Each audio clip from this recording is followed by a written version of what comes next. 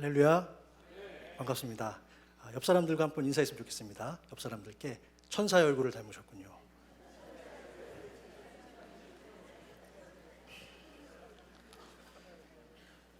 천사의 얼굴이에요, 정말. 우리 예수님을 따르는 모든 제자들은 천사의 얼굴이 될 줄로 믿습니다. 아멘. 자, 이 시간 잠깐 기도하고 시작하겠습니다. 사랑하는 주님, 오늘도 예배의 자리를 지킬 수 있는 건강과 은혜를 허락해 주심에 진심으로 감사를 드립니다. 오늘도 성령님을 통해 들려주실 하나님의 말씀과 음성을 받고자 이 자리에 계신 모든 성도님들이 나왔습니다. 그 마음판에, 성도님들의 마음판에 오직 은혜와 사랑이 가득 차는 시간 되게 하여 주시옵소서. 말씀을 전하는 자나 듣는 자가 모두 새 힘을 얻고 세상 속에 나아가서 당당하게 주의 나라를 섬기고 확장하는 일에 조금도 부족함이 없도록 이 예배를 온전히 받아 주시옵소서. 다시 한번 주의 은혜에 진심으로 감사하며 예수 그리스도의 이름으로 기도하옵나이다. 아멘. 자, 오늘 본문 말씀은요, 사도행전인데요. 같이 사도행전 6장 8절에서 15절인데 길지 않은 구절이니까 제가 먼저 읽고 교독하는 식으로 읽겠습니다. 제가 읽겠습니다. 스데반이 은혜와 권능이 충만하여 큰 기사와 표적을 민간에 행하니 길기리아와 아시아의 사람들이 회당에서 어떤 자들이 일어나 스데반과 논쟁하였어요. 스데반이 지혜와 성령으로 말함을 그들이 능히 당하지 못하여 그들이 이를 매수하여 말하게 하되 이 사람이 모세와 모독하는 말을 하는 것을 우리가 들어노라 하게 하라. 백성과 장로와 서기관들을 충동시켜 와서 잡아가지고 공회에 이르러 인들을 세운 이르되 이 사람이 이 거룩한 곳과 율법 세미나를 맞이하냐. 그의 말에 이 나사렛 예수가 이곳을 헐고 또 모세가 우리에게 전하여 준 규례를 고치겠다 함을 우리가 들었노라 하거늘 공회 중에 사람들이 다 스데반을 주목하여 보니 그 얼굴이 천사의 얼굴과 같았더라. 아멘. 어느 부부 세미나에서 강사는 강의를 시작하기에 앞서서 그곳에 모인 모든 부부들에게 이런 질문을 했습니다. 아침에 일어나시면은 옆에 있는 배우자의 얼굴을 보게 될 텐데 그때 가장 먼저 무슨 생각이 드십니까? 라는 질문을 했습니다. 강사는 물론 당연히 너무 사랑스럽다, 꼭 끌어안아주고 싶다와 같은 그런 대답을 기대했던 것이죠. 그래서 맨 앞줄에 있는 한 부부에게 마이크를 들고 다가서서 물어봤습니다. 남편이 먼저 옆에 있는 아내를 잠시 보더니 여러분 이렇게 대답했습니다. 아휴. 그러자 옆에 앉아있던 아내는 남편의 얼굴을 또 한번 물끄러미 보더니 기름이 좔좔 흐르네요 라고 대답했습니다. 예로부터 우리 선조들은 얼굴은 곧 자신을 다른 사람에게 비추는 거울이라고 말해왔다는 것이죠. 얼굴의 우리말 뜻은 혼이 들어있는 굴. 왜 그러냐면 얼굴에 우리 인간은 총 10개의 굴이 있어요. 그런데 얼굴에 7가지 굴이 모여 있어요. 그래서 얼굴을 통해서 마음과 생각과 감정이 드러난다고 믿어왔던 것이죠. 그래서 사람이 크게 놀랄 때 우리가 보통 어떻게 표현하죠? 얼이 나간 것 같다, 얼 빠진 것 같다, 또 심한 표현으로 얼간이 같다, 뭐 이런 표현도 하는 것이죠. 그래서 중요한 면접이나 배우자를 정하는 맞선과 같은 첫 인상을 통해서 그 사람을 만날 때 우리는 상당히 신속하게 그 사람에 대해서 판단하게 되는 경우가 많다라는 것이죠. 저도 3년 전에 이 교회에 오게 될 때 우리 목사님, 담임 목사님 면접을 보게 되는데 얼마나 제가 떨렸겠어요, 그렇죠? 그런데 여러분 1시간 면접 본 게 아니에요. 잠깐 봤지만 그 면접을 통해서 바로 이야기가 되는 것이죠. 저도 제가 지금 살고 있는 아내를 중학교 1학년 때 교회에서 만났어요. 그런데 그때 교회 체육대회에서 만나게 된 그 아내와 지금 살고 있는 것이죠. 신속히 결정이 됐죠. 신속히 그리고 롱타임 지속이 됐네요. 그렇죠? 올해 1월 달로 21주년이 되었어요. 그러니까 굉장히 오랫동안 알고 지냈는데 그랬는데 저는 믿지 않았던 사람이었거든요. 그런데 어떤 얼굴을 봤을 때 그 얼굴이 떠오르는 거예요. 연애의 감정으로 떠오를 수도 있었으나 처음엔 그것도 결국에는 성령 하나님의 인도하심인 줄로 믿습니다. 그래서 갖고 또한 제가 한국에 있을 때 드라마 프로덕션의 PD를 했었는데 어떤 작품을 들어가게 되면 꼭 사전 면접을 봐요. 오디션도 보고 그리고 이제 가장 먼저는 그때 당시에는 사진으로 이제 제출을 받아요. 그러면 각 매니지먼트 회사에서 자신들이 밀고 있는 신인 배우들의 사진을 가지고 이제 오는 것이죠. 또 어떤 분들은 매니지먼트가 없이 좀 가난하게 맨발로 뛰는 분들도 계시죠. 그런 분들은 본인의 그 사진을 갖고 와요. 근데 어느 날 우리 프로덕션이 압구정동에 있었는데 현대백화점 바로 옆에 건물에 있었는데 그 오디션을 보러 어떤 사람이 왔어요. 아주 평범하게 생긴 아저씨같이 생긴 사람이 왔어요. 근데 그 사람은 정말 아저씨같이 생겼어요.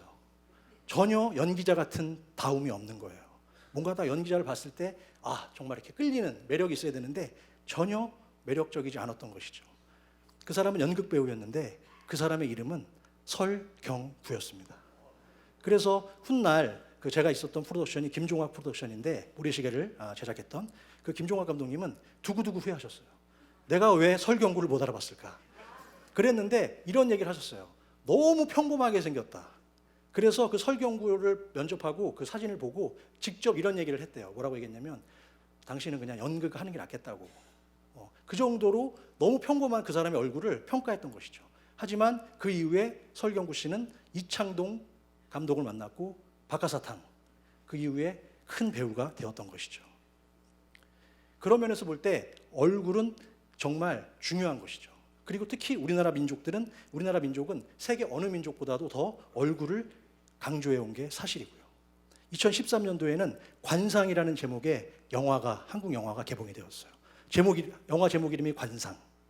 관상의 뜻은 사람의 얼굴 생김새를 보고 그 사람의 성격, 미래의 운명, 수명까지도 판단하는 일. 이것이 바로 관상의 뜻이라는 것이죠. 그런데 그 한국 영화가 그 당시에 1,000만 관객은 돌파하지 못했지만 제가 찾아보니까 913만 명. 상당한 기록을 세운 것이죠. 근데 거기에 나오는 주인공이 송강호 씨예요. 송강호 씨인데 그 사람은 어떤 사람을 송강호 씨가 그 관상쟁인데 어떤 사람을 만나든지 얼굴을 한 번만 딱 보면 그 사람의 내면까지 훤히 꿰뚫는 천재 관상가가 되었던 것이에요. 그래서 조정의 궁궐에서 그 사람을 불러서 이제 어떤 정쟁과 암투를 그리는 그런 픽션 사극으로 큰 인기를 모았던 그 영화가 바로 관상이라는 영화였던 것이죠. 그래서 그런지 우리나라에는 사람의 얼굴과 관련된 아주 많은 말들이 계속해서 이어지고 있다는 것입니다. 예를 들면 얼굴을 들 수 없습니다. 당신 앞에서 얼굴을 들 수가 없네요. 면이 안 서네요. 면목이 없군요. 벼룩도 낙작이 있다. 내 얼굴에 먹칠하지 마라. 저희 얼굴 봐서라도 한 번만 봐주시죠. 얼굴이 들어간 거는 찾아보니까 수도 없어요. 너무 많은데 제가 여기까지만 이렇게 써놨어요. 자, 이처럼 우리의 내면의 마음을 표현할 때 유독 얼굴과 관련된 표현들이 많이 사용되고 있다는 것이죠.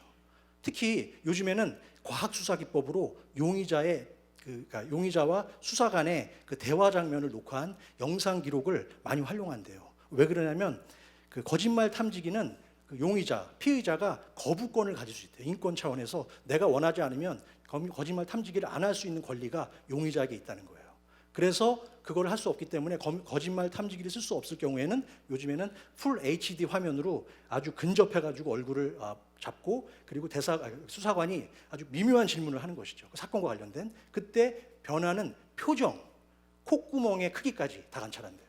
그래가지고 이 사람이 지금 떨고 있는지 긴장하고 있는지 정말 릴렉스하게 정말 아무렇지도 않게 반응하는지를 판단하는 그러한 상황까지 왔다라는 것이죠. 과학 수사가 정말 많이 발전한 것 같아요.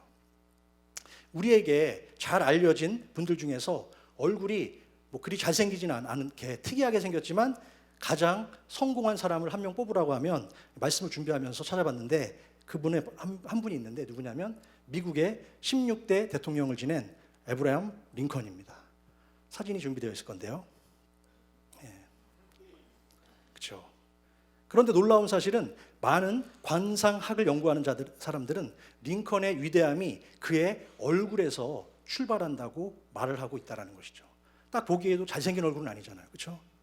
약간 원숭이 같이 생긴 거. 아니, 농담이고요. 자, 오히려 못생긴 편이라고 볼 수도 있고 한편으로는 자신의 못생긴 얼굴 때문에 링컨은 일부러 수염을 기른 거래요. 얼굴에 광대뼈랑 이런 걸 좀 가려보고 싶어서 얼굴을 수염을 길렀다는 이야기가 있습니다. 아무튼 그의 이마를 보면, 여러분 이마를 보세요. 이마를 보면 생각보다 굉장히 좁지 않죠.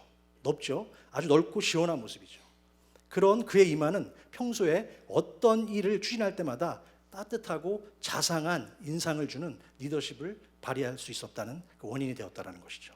또 링컨의 깊이 들어간 깊숙한 곳에 자리 잡은 눈, 그리고 도톰하면서도 균형 잡힌 코, 이런 것은 중요한 의사결정을 내릴 때에 큰 도움을 주는 얼굴 형태이고, 그 안정감 있는 그 깊숙한 눈에서 어떤 카리스마가 나왔다라고 관상학자들은 보고 있다는 것이죠. 링컨의 얼굴을 자세히 그리고 가만히 보고 있으면 복잡한 것 같으면서도 상당히 단순하다는 것이에요.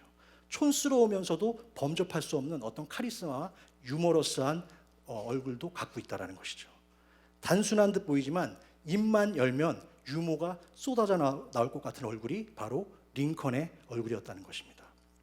하지만 여러분, 결과적으로 링컨이 잘 됐으니까 우리가 그렇게 표현하는 것이지, 만약에 저 링컨의 얼굴이 정말 아주 정말 더러운 옷을 입고 만약 밖에 나가서 노숙을 하는 사람의 모습이었다면 어땠을까요? 그러한 세상의 평가에 대해서 아브라함 링컨은 살아있을 당시에 자신의 얼굴을 향한 세상 사람들의 얼굴 운명론을 단호하게 거부했습니다. 그는 말하기를 사람의 얼굴은 타고나는 것이 아니라 살아가면서 만들어지는 것이다 라고 주장했습니다. 그래서 그는 종종 이렇게 말했는데, 내 얼굴에 있는 수많은 굴곡은 그동안 인생의 풍랑 속에서 겪은 고난과 나의 시련을 말해주는 것이고, 내 얼굴에 나타난 우스꽝스러운 표정은 수없이 반복된 실패와 그 실패를 극복하는 과정에서 생긴 인생의 훈장이다 라고 자신의 자서전에서 링컨은 밝히고 있습니다. 여러분, 우리가 아는 바와 같이 링컨은 27번 이상의 인생의 큰 실패와 낭만과 어려움 속에서도 결국에는 미국 16대 대통령에 당선이 되었죠. 그러면서 그는 마지막에 이런 말을 남기죠. 아주 유명한 말인데 여러분 다 들어보셨을 텐데, 사람이 나이 40이 넘으면 자기의 얼굴에 어떻게 된다?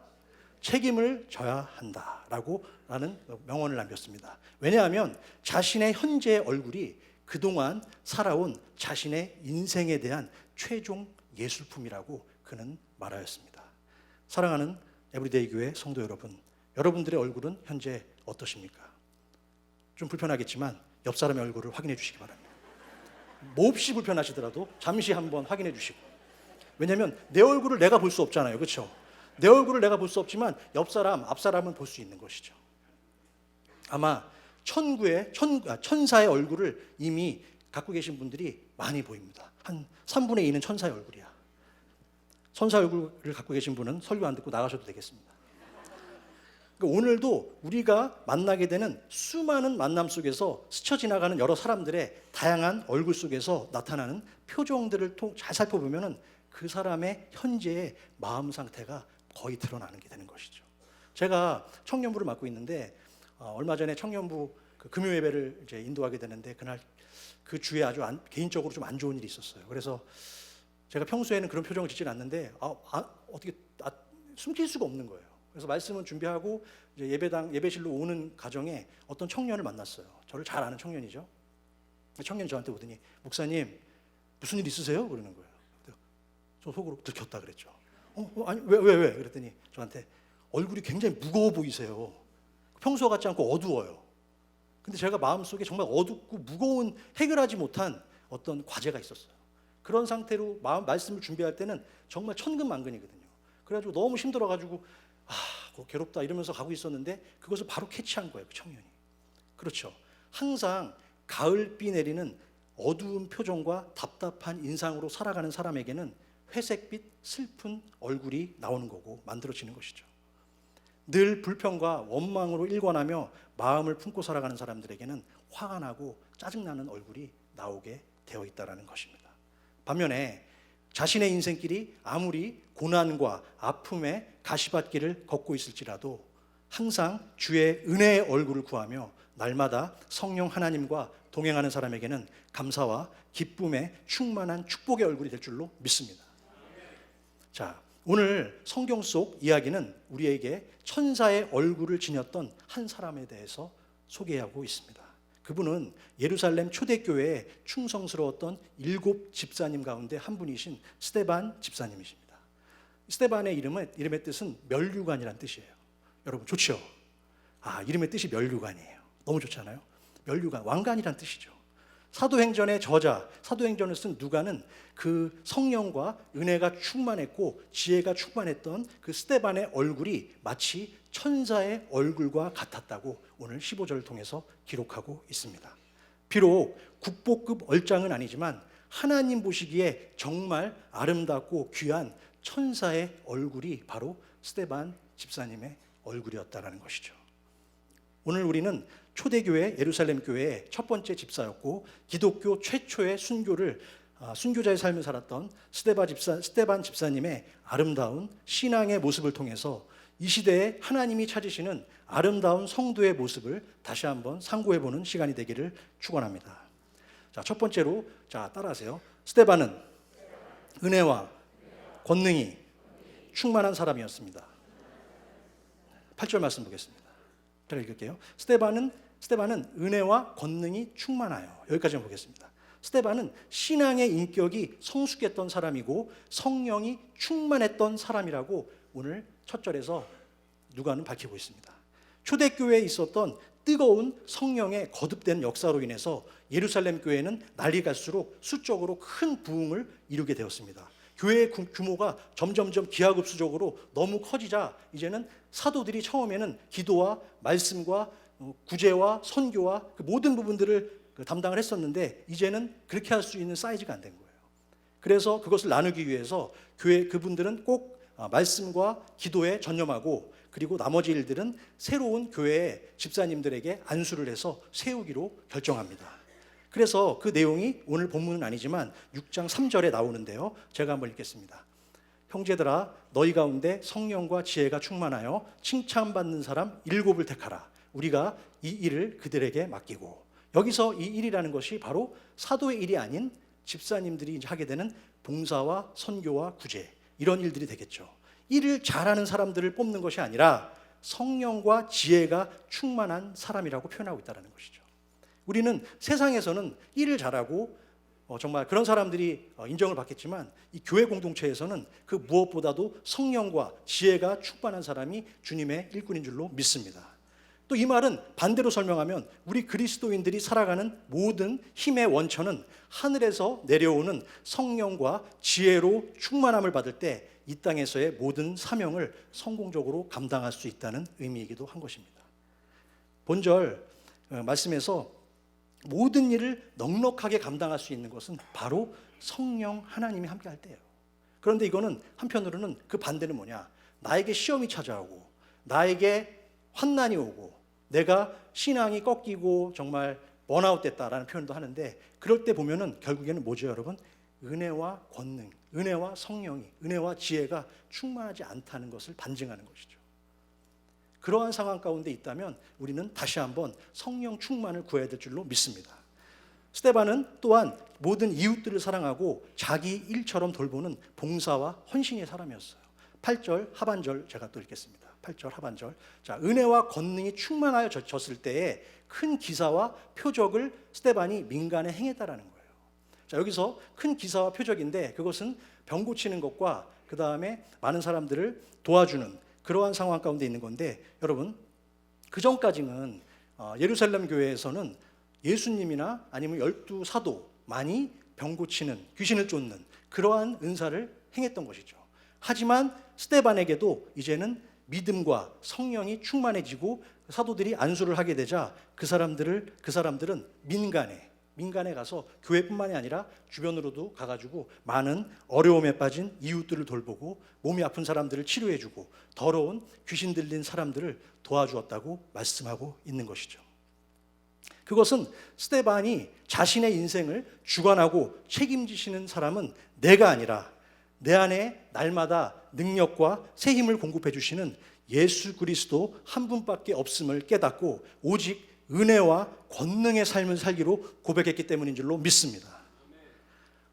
여기서 제 얘기를 잠깐 말씀을 드리게 되는데 제가 2006년도에 이제 미국으로 오게 됐어요. 근데 사실은 제가 한국에 있을 때 방송 프로덕션에서 PD로 일을 했었는데, 모래시계를 만든 김종학 감독님이 직접 회사를 만든 회사가 있어요. 김종학 프로덕션이라고 드라마 제작하는 회사고 지금도 있어요. 그런데 그 회사에서 프로듀서로 있으면서 저는 신앙의 사람이었잖아요, 그렇죠? 저는 중학교 1학년 때부터 교회를 나갔고 그리고 계속 교회를 다녔던 사람이었는데, 어느 순간부터 제가 대학 가고 그 다음에 굉장히 잘 됐어요. 그리고 뭐 전공에 따라서 그다음 회사를 들어갔고, 그리고 나서 점점 잘 됐는데, 드라마 프로덕션에 있다 보니까 주일날 드라마 프로덕션을 할 수밖에 없는 거예요. 그러니까 주일날 쉴 수가 없는 상황 가운데 있었던 것이죠.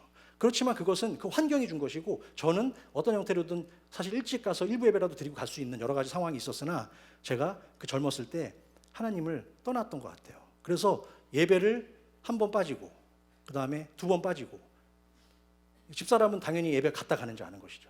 하지만 저는 계속 빠졌어요. 빠지다 보니까 어떤 일이 벌어지냐, 성령 충만이 다 소멸되고, 그리고 제 속에 있는 게 나오는 거예요. 그래서 일을 하는데 사람들을 만나고, 그 관계된 드라마 프로덕션을 준비하는데 많은 사람들을 만나는데, 만날 때 그전에는 굉장히 밝게 웃으면서 편안하게 일을 했던 편이었는데, 어느 순간 저도 모르게 눈빛이 변하고 나오는 태도가 달라지고 말이 막 화난 사람처럼 나오는 것이죠. 그런데 그러한 상황 가운데 제가 그 모습을 저는 잘 못 느끼고 있었던 거예요. 그런데 저희 집사람 그리고 저희 아버지는 저의 모습을 그렇게 느꼈던 거예요. 그래서 제가 어느 날 아버지가 저한테 한번 지나가는 길에, 제가 너무 바쁘니까, 야 재호야, 그렇게 바쁘냐? 한번 저기 집에 들렸으면 좋겠다. 그래서 제가 집에 들렸어요. 아버지 집에 들렸는데, 바빠 죽겠는데 오라고 그러지? 그리고 들렸어요. 그랬더니 아버지가 저한테 식사하시면서 저한테 이런 말씀하시는 거예요. 재호야, 너 괜찮냐? 그러는 거예요. 예? 왜요? 그랬더니 네 얼굴이 이상해. 뭐가 이상해요? 사탄마귀 같아.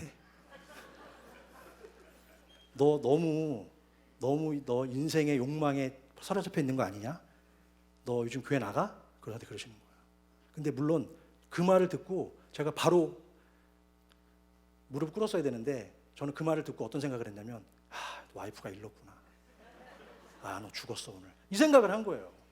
그게 깨닫지 못하는 거죠. 성령 충만이 사라지고 내 속에 있는 게 드러나기 시작하니까 다 원망이 보이고 불평되고, 왜 아버지는 바빠 죽겠는데 날 부르시나, 이런 상황 가운데 가는 거예요. 그래가지고 결국에는 그런 어떤 여러 가지 사건이 있었는데, 여기서 다 말씀을 드릴 수는 없지만 여러 가지 어려움이 있었어요. 그리고 집에서도 이제 와이프도 왜 교회 안 나가냐 그러면서 계속 신학적 갈등을 겪다가 어느 순간 저한테 그러더라고요. 그만둬. 뭘 그만둬? 그랬더니 회사를 그만두라는 거예요. 그래서 제가 그랬죠. 애들도 둘이 있는데 그럼 우리 뭐 먹고 사냐? 중요한 문제잖아요. 뭐 먹고 사냐? 그랬더니 저한테 그래요. 리아카를 끌어도 그만둬! 이렇게 얘기하는 거예요. 그래가지고 제가 깜짝 놀랐는데, 결국에는 제가 그만뒀을까요? 안 뒀을까요? 그만뒀으니까 여기 와 있죠. 근데 그만둔 게 문제가 아니라, 그만두고 나서도 계속 그 프로덕션에서는 연락이 왔어요. 같이 하자고. 괜히 뭐 하고 다시 와. 계속 연락이 오는 거예요. 그 나중에 이제 그렇게 하도 그러니까 미국으로 이제 청교도 신앙을 찾아서 미국으로 오게 됐어요. 2006년이에요, 그때가. 그런데 그 2006년도에 미국으로 오게 되니까 마지막으로 이제 김종학 감독님께 인사를 하러 갔어요. 이제 떠나기 전에 인사하자. 갔는데 감독님이 이제 아이들과 이제 애들 용돈도 주시고 그러면서 와이프는 절로 좀 잠깐 나가라고. 그래서 저를 따로 불러서 밤 늦게까지 저를 회유하는 작업이 들어갔어요. 이게 뭐냐면, 그때 당시에 태왕사신기라는 드라마가 기획 단계였어요. 그래서 사람이 많이 필요하고 같이 일을, 프로덕션이 워낙 크니까, 워낙 큰 프로덕션이니까 같이 해야 된다. 그러니까 재호야, 너가 같이 했으면 좋겠다. 저한테 그렇게 말씀하셨어요. 그래서 그때 저도 굉장히 구미가 땡기는 프로덕션이죠. 왜냐하면 그 작품은 제작비도 한 350억 정도 들어가는 작품이고 큰 작품이었어요. 그래서 한번 해보고 싶은 마음이 막 또 들었어요. 그래서 어떻게 할까 막 그런 와중에 그래도 가정을 지켜야 된다라는 생각을 하고, 제가 끝까지 죄송합니다, 미국 가야 될 것 같습니다, 이렇게 얘기를 했어요. 그랬더니 마지막에 이제 그때 당시에 마지막 저녁에 식사만 했겠습니까, 여러분? 먹어서는 안 될 것도 막 먹으면서 성령으로 꼬여야 되는데 이제 그 술로 꼬였어요. 그러면서 이제 마지막에 이렇게 얘기를 하시더라고요, 저한테. 재호야, 내가 한 가지만 제안할게. 예, 이번에 작품 같이 하자. 내가 네 인생 책임질게. 저한테 딱 그러시는 거예요. 그 말 딱 듣는 순간, 네 인생 책임져? 그래, 내 인생은 책임지는 거야 이제. 그러면서 저는 그날 택시를 타고 집에 왔어요. 택시를 타고 집에 오는 내내 제 머릿속에는 그래, 내 인생은 이제 끝났어. 이번 한 작품만 하면 끝이야. 그런 생각이 들면서 집에 들어와서 자고 있는 와이프를 막 깨웠어요. 여보, 오늘 감독님 만났잖아. 그랬더니 네 인생 책임져 주신대. 그렇게 딱 얘기했어요. 그랬더니 와이프가 자다가 벌떡 일어나더니 한 대 맞았어요. 등짝을 한 대 맞고, 그러더니 저한테 하는 말이, 누가 누구를 책임져, 누가. 우리 인생 책임지시는 한 분은 예수 그리스도밖에 없어. 재호 씨, 정신 차려. 아직도 정신 못 차렸어? 그리고 다시 자더라고요. 그날 밤에 잠이 안 왔습니다. 그랬는데 바로 지금 은혜와 권능으로 충만했던 스데반, 그 스데반은 그 은혜와 권능으로 바로 그 민간의 여러 가지 기적과 이적을 이룰 수 있었다는 것이죠. 성령과 은혜가 떠나면 저같이 방황하는 인생 되는 거죠. 헤매고 하나님을 중심에 두지 못하고 살아가는 그러한 멍청한 인생을 살아가게 되는 것입니다. 자, 첫 번째는 스데반은 은혜와 권능을 구했다라고 말씀드렸고요. 두 번째로 스데반은 지혜와 성령으로 말하는 사람이었습니다. 오늘 은혜와 권능으로 충만함을 받은 믿음의 사람 스데반은 이제 하나님 나라의 복음을 선포하기 위해서 디아스포라 유대인들의 그 회당으로 직접 찾아가게 됩니다. 그 말씀이 9절에 나와 있는데요. 제가 읽을게요. 이른바 자유민들, 즉 구레네인, 알렉산드리아인, 길기리아와 아시아에서 온 사람들의 회당에서 어떤 자들이 일어나서 스데반과 더불어 논쟁할세. 예루살렘에 여러 차례 큰 전쟁이 있었죠. 그렇죠? 그리고 로마 제국의 여러 해외 식민지로 그 이스라엘 사람들이 다 끌려갔죠. 포로로. 끌려가서 디아스포라, 이민자 유대인들이 결국에는 시간이 흘러서 자유의 몸이 되면서 다시 자신의 고향이었던 예루살렘으로 모이게 되는 거죠. 그러니까 예를 들면 우리 비슷한 게, 우리도 옛날에 일제 식민지 때 다 끌려가서 뭐 필리핀도 가고 대만 중국도 가고 다 가잖아요, 그렇죠? 하지만 나중에 해방이 되고 나서 못 오는 분도 있지만 오는 분들도 있는 그런 형태가 되는 것이죠. 그래서 그렇게 모인 디아스포라 유대인들은 자신들이 포로로 살았던 지역을 중심으로 회당을 형성하게 된 거예요. 그 회당이 바로 회당 이름들이 나온 거예요. 그래서 구레네, 처음에 나온 구레네는 아프리카, 북아프리카 출신 그쪽에 있었던 유대인들이에요. 그리고 알렉산드리아는 이집트를 얘기하는 것이죠. 그리고 길리기아는 바로 사도 바울의 고향이에요. 그리고 소아시아는 터키죠, 터키. 그쪽에서 온 수많은 사람들이 자신의 그룹별로 자신들이 왔던 그 출신지 지역으로 해가지고 회당에서 모여 있었다는 것이죠. 그런데 여기서 한 가지 흥미로운 사실은 길리기아에서 있었던 길리기아의 다소라는 곳이 사도 바울의 고향이었다는 것이죠. 그렇다면 길리기아 다소 출신의 청년 사울과 다른 지역에서 온 모든 유대인들의 한패가 되어서 지금 9절의 하반부에 나오는 맨 밑에 절에 스데반과 더불어 논쟁할세라고 했을 때 저 논쟁의 자리에 사도 바울도 있었을 가능성이 상당히 크다라는 것입니다. 어떤 주제로 논쟁이 있었는지 그 논쟁에 대한 자세한 기록이 성경에 나와 있지는 않지만 이런 대화가 오고 갔을 것 같아요. 예를 들면 스데반이 그 논쟁에 있는 그 회당에 모여 있는 사람들에게 이렇게 얘기했겠죠. 얼마 전 당신들이 십자가에 못 박은 예수가 바로 당신들이 그토록 기대하고 기다렸던 메시아입니다. 형제들이여, 아직 늦지 않았으니 사탄의 명예를 벗어버리고 이제 회개하고 주를 영접하시기 바랍니다 라고 두려움 없이 스데반은 복음을 전했고, 그러자 예수를 십자가에 못 박았던 그 유대교 신봉자들은 펄쩍펄쩍 뛰면서 반박을 하고 재반박을 하고, 그러면 다시 스데반은 구약의 말씀을 재인용하면서 한치의 양보도 없는 설전이 오고 갔던 것이죠. 그런데 시간이 흐르면 흐를수록 스데반의 논리적인 대답을 그들은 도저히 당해낼 수가 없었던 것이에요. 단순히 자신들의 욕망을 관철시키기 위해서 드러내는 공기의 진동에 불과한 인간의 말싸움과 성령 하나님이 스데반과 함께 하시는 진리의 말씀은 처음부터 그 상대가 될 수 없었던 싸움이었던 것입니다. 그 말씀이 10절에 나오고 있습니다. 10절 말씀 같이 읽겠습니다. 시작. 지혜와 바람을 그렇죠. 이 말씀은 스데반이 성령 하나님의 지혜를 힘입어서 말했을 뿐만이 아니라 당시 헬라 철학이나 여러 이방 종교들을 믿었던 사람들과의 논쟁에서 한치도 밀리지 않고 지적 수준이 뛰어났다는 것을 이야기하고 있습니다. 그런데 여기서 말싸움으로 통하지 않게 되자 이제 그들은 더 저급한 방법을 찾게 됩니다. 11절 말씀입니다. 같이 읽겠습니다. 시작. 예수하여.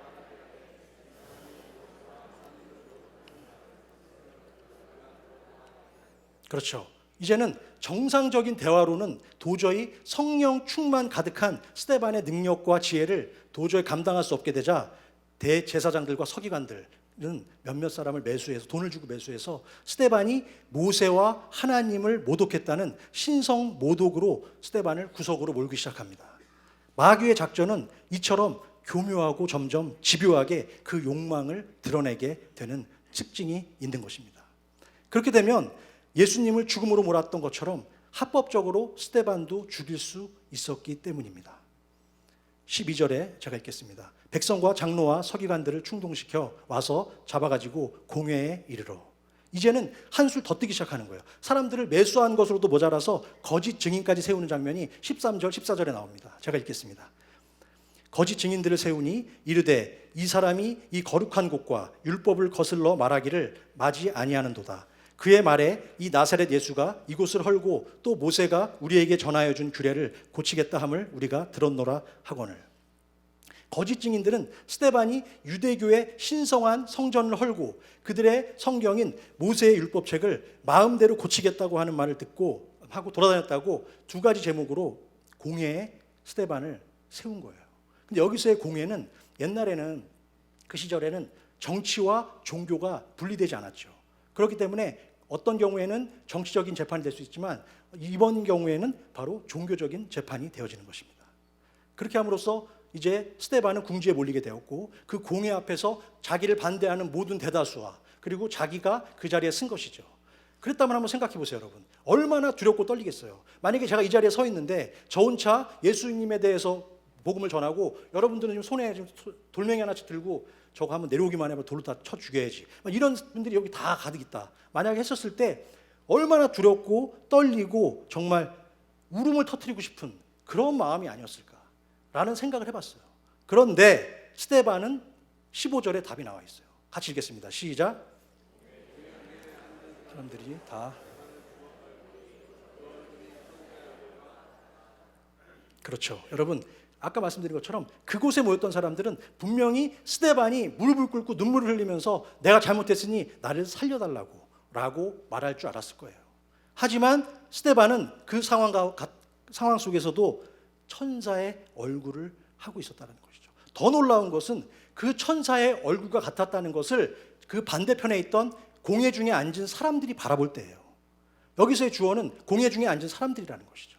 저 사람들이 봤을 때 그의 얼굴이 천사의 얼굴과 같았다라고 말씀하고 있다는 것이죠. 그런데 여러분, 천사의 얼굴과 같았다는 것을 그 공회 사람들은 어떻게 알 수 있었을까요? 그들은 사망과 죽음의 공포에서도 전혀 두려움 없이 오직 예수 그리스도를 나의 메시아, 나의 구세주라는 진리를 선포하겠다는 스데반의 결연한 자세와 얼굴의 표정에서 천사의 얼굴을 확인한 것입니다.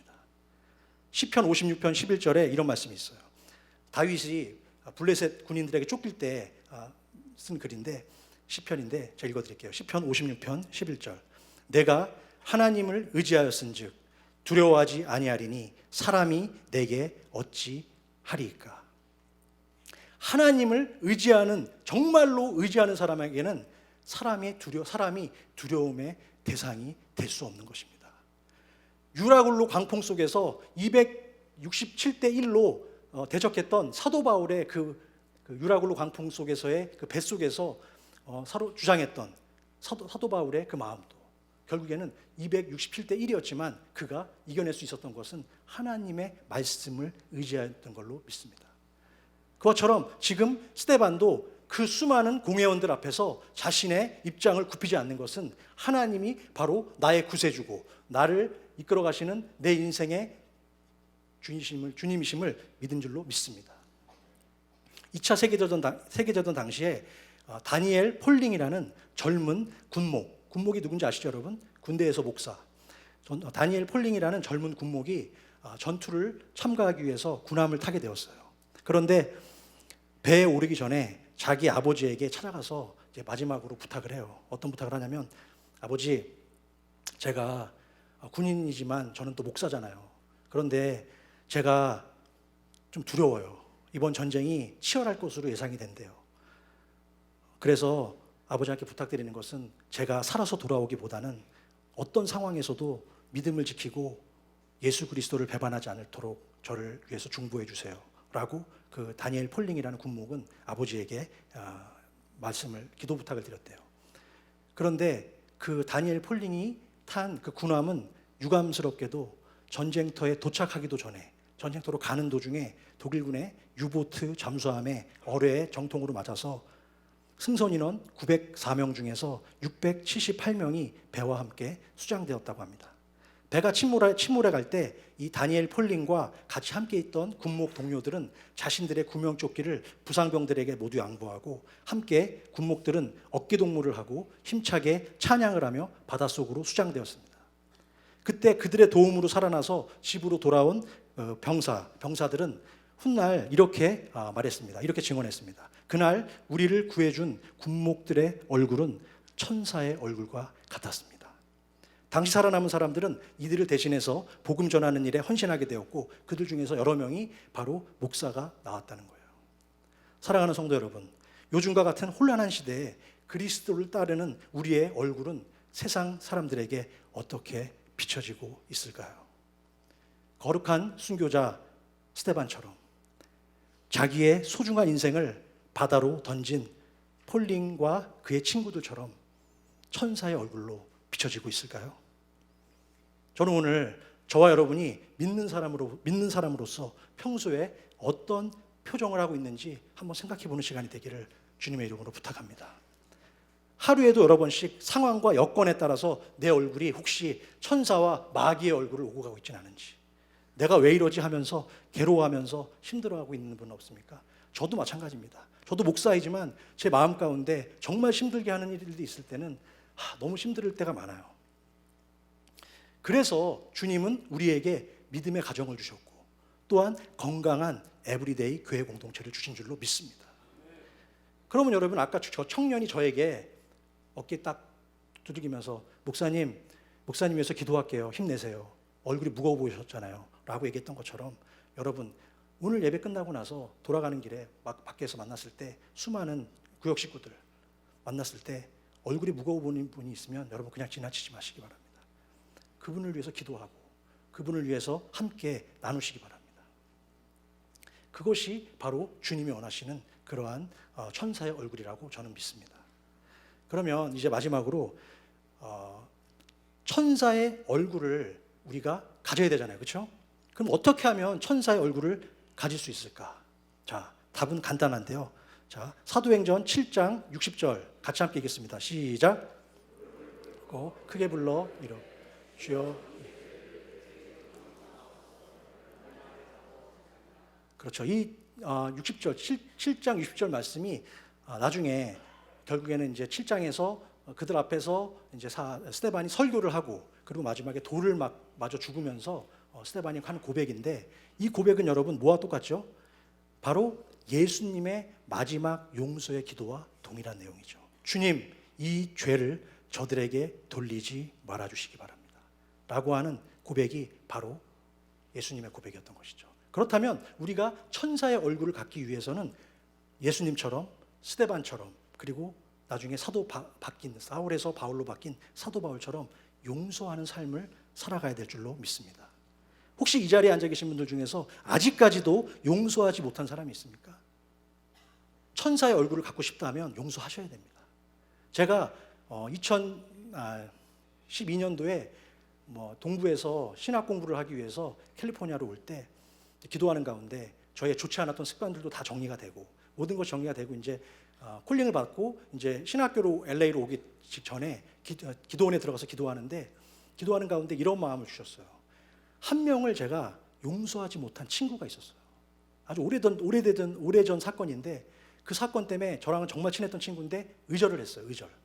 그리고 나서 한 번도 연락을 안 했고 관심도 없었어요. 뭐 가끔 가다가 다른 친구를 통해서 듣긴 했으나 별로 관심 갖고 싶지 않았어요. 그냥 쳐다도 보기 싫었어요. 그랬는데 계속해서 제가 목사로 부름받고 신학교로 가기 전에 성령님이 저에게 음성을 들려주시는 거예요. 어떻게 들려주냐면 해결해라. 해결했으면 좋겠다. 너 계속 걸리지 않겠니? 계속 그런 마음을 주시는데 견딜 수가 없었어요. 2박 3일 동안 있는 기도원에 있는 기간 동안 계속 그 음성이 들리는 거예요. 해결해라. 이거 해결하고 가라. 그래서 제가 한국에 갔어요. 한국에 가서 다른 친구를 이렇게 통해 가지고 그 친구와 만났어요.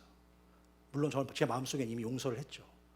만나가지고 그날 밤에 서로 부둥켜 안고 울고 그리고 다 용서하고 그 친구랑 친해지게 됐어요. 그리고 지금은 서로 안부를 묻고 얼마 있으면 또 미국 LA에 또 온다고 지난주에 카톡 왔어요. 저 멕시코 선교 가야 되는데 그때 오더라고요. 못 만나는 거죠, 뭐. 예. 근데 그런 상황 가운데 바로 저는 감사함을 얻고 신학 공부를 시작할 수 있었다는 것이죠. 근데 여러분, 우리는 어떻냐는 거예요. 지금 나에게 조금만 불편하면 우리는 그 사람 피해요. 아주 작은 조그만 일에 섭섭하면은 하루아침에 관계도 끊고 카톡도 끊고 전화번호도 지워버리고 섬기던 교회도 떠나요. 그러나 여러분, 그런 만남에는 천국 소망을 둔 천사의 얼굴의 만남이 아니에요. 골로새서 3장 13절에서 14절 같이 읽겠습니다. 시작. 누가 누구에게 불만이 있거든 서로 용납하여 피차 용서하되 용서하신 것 같이 너희도 그리하. 이 모든 것 위에 사랑을 더하라. 이는 온전하게 매는 띠니라.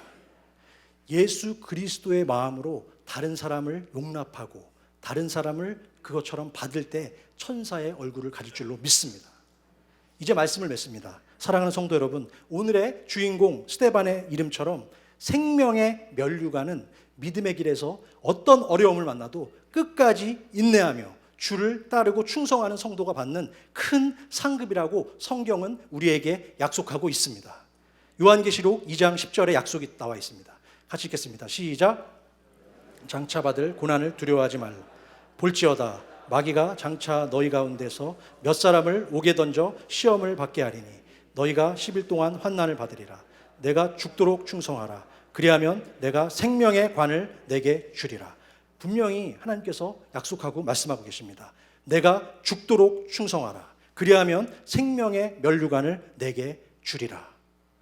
앞으로 남은 인생의 여정을 생명의 면류관을 쓴 천사의 얼굴로 그렇게 살아가기를 원하시는 분은 아멘.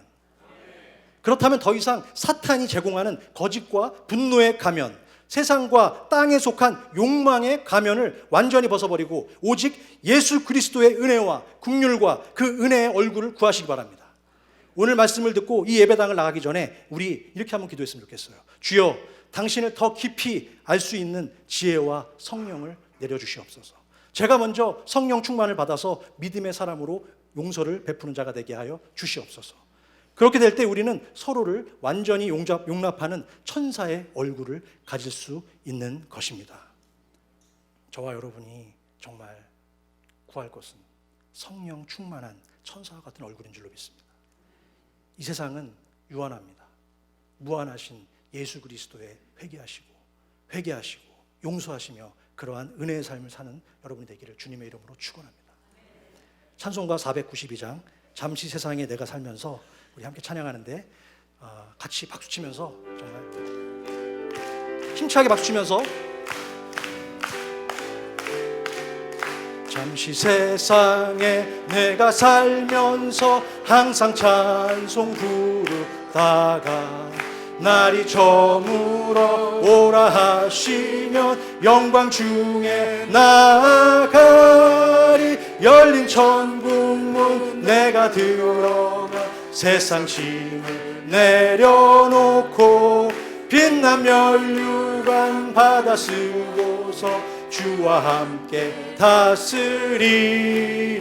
눈물 골짜기 더듬으면서 나의 갈 길 다가누에 주의 품 안에 내가 안기어 영원토록 살리로다.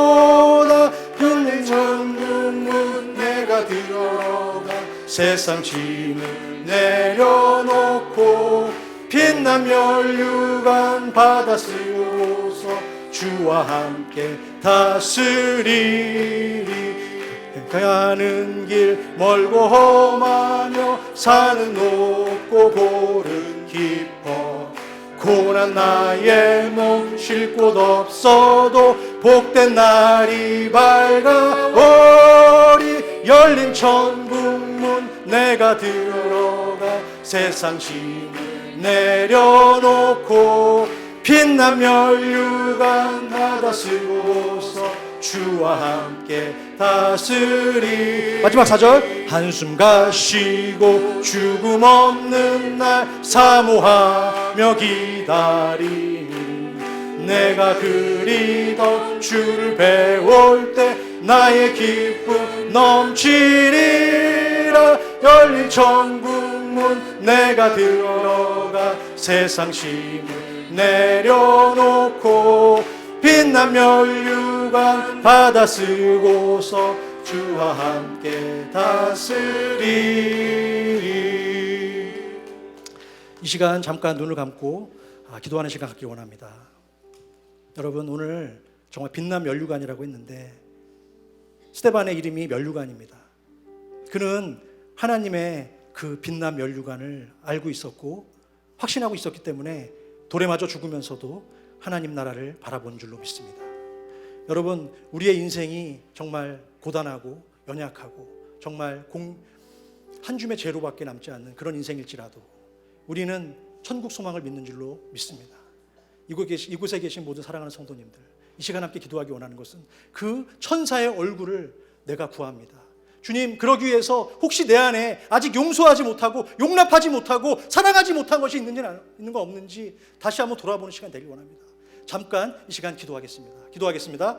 아버지 주님, 정말 이 시간 은혜의 시간 주시니 감사합니다. 아버지, 정말 우리의 마음이들 정말 주님께 향하고 정말 빛난 면류관을 바라보며 나아가야 되는데 아버지, 정말 스데반의 얼굴을 구하며 천사의 얼굴을 구하며 나가야 되는데 아버지, 그러지 못하고 늘 저의 세상에 땅에 속해서 정말 미워하고 질투하고 시기하며 정말 미워했던 모든 모습들 아버지 정말 회개합니다. 아버지, 우리 사랑하는 성도님들 정말 천사의 얼굴 구하는 성도님들 되게 하여 주시고 어떤 곳에 있다 하더라도 늘 감사와 기쁨이 넘치는 삶이 될 수 있도록 축복하여 주시옵소서. 아버지 주님, 인도하여 주시고 어떠한 상황 가운데도 늘 주님 은혜와 권능을 구하며 지혜로 말하며 늘 하나님의 말씀대로 살아가는 그러한 복된 시간 될 수 있도록 축복하여 주시옵소서. 감사합니다. 이 시간 다 같이 일어나셔서 마지막으로 4절 한 번 더 부르시고 마치겠습니다. 한숨 가시고 죽음 없는 날 사모하며 기다리니 내가 그리던 주를 배울 때 나의 기쁨 넘치리라. 열린 천국문 내가 들어가 세상 짐을 내려놓고 빛난 면류관 받아 쓰고서 주와 함께 다스리리.